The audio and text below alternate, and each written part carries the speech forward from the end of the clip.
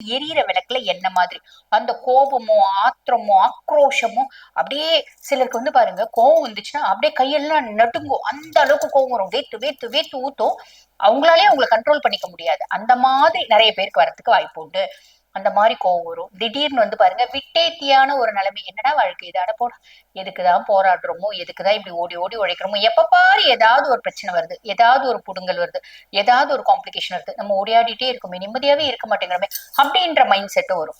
திடீர்னு நம்ம வந்து தீர்த்த யாத்திரை போலாமா, குலதெய்வ கோயிலுக்கு போலாமா, சாமி கும்பிடலாமா, சாமி மேல அதிக நாட்டம் வரும், அதிக ஆசை வரும். எல்லாமே வரும். எல்லாமே நல்லதுக்கு சரிங்களா. ஒரு சிலருக்கு வந்து பாருங்க கண் சார்ந்த பிரச்சனைகள், தலைவலி, இருதயம் சார்ந்த பிரச்சனைகள் அதெல்லாம் வரும்.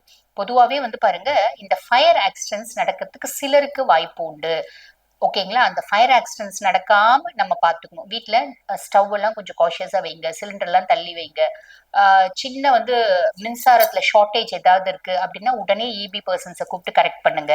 இதெல்லாம் வந்து பாத்துக்கோங்க. ஒரு சிலருக்கு ஆக்சிடென்ட்ஸ் சின்ன சின்னசா ஆகிறதுக்கு சான்ஸ் இருக்கு. ஆக்சிடென்ட்னு ஒரு பெரிய ஆக்சிடென்ட் நினைச்சுக்காதீங்க.